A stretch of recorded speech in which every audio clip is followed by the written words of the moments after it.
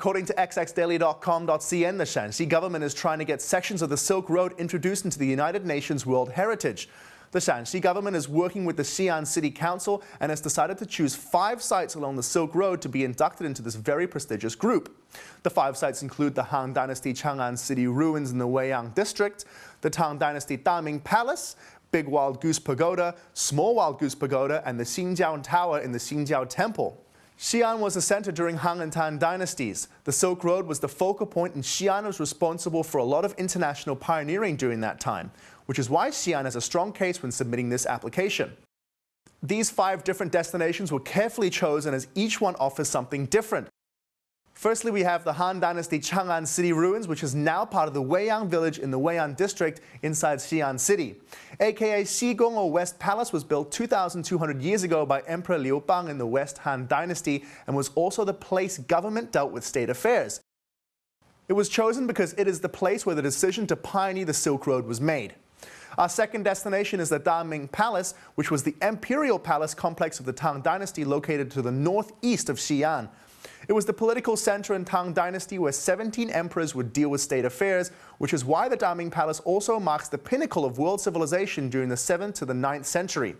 It was chosen in the Silk Road application because it shows the Tang culture and also recognized as the oriental sacred place along the Silk Road. Our third destination is the Big Wild Goose Pagoda located in Xingjiao Temple in southern Xi'an. This old structure was built in 652 during the Tang Dynasty under Emperor Gaozong and was mainly used to hold sutras and figurines of Buddha that were brought to China from India by Buddhist translator and traveler Xuanzang. It was the most well-known and most magnificent temple in Chang'an city during the Tang Dynasty and is the perfect choice for a starting point for the Silk Road. Our fourth destination is a relative of the Big Wild Goose Pagoda, the Small Wild Goose Pagoda. The small pagoda was built 55 years later in 707 under Emperor Zhongzong and stood 45 meters tall. There was a big earthquake in 1556 and it did affect it. However, the damage was very limited comparing it to the Big Wild Goose Pagoda. Only 2 meters was knocked off the top and stands at 43 meters tall to this day. If you have ever been to the Small Wild Goose Pagoda, you may have noticed the hitching pile, decorated with lions and lotuses on it.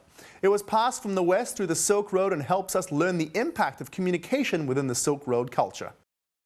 Our final destination is the Xingjiao Temple located in Shaolingyuan, which is in the Chang'an district of Xi'an. The temple was built in 669 AD when they looked to rebury Xuanzang, and during the time it was considered to be one of the 8 famed temples in Fanchuan in the Tang Dynasty. When you venture inside the temple, you will see a 5-story pagoda preserving relics from Xuanzang. Although the original Tang Dynasty pagodas are still standing, the temple was actually burnt to the ground in the Qing Dynasty. The temple was rebuilt during the period of the Republic of China and now acts as a great tourist location when you come to visit.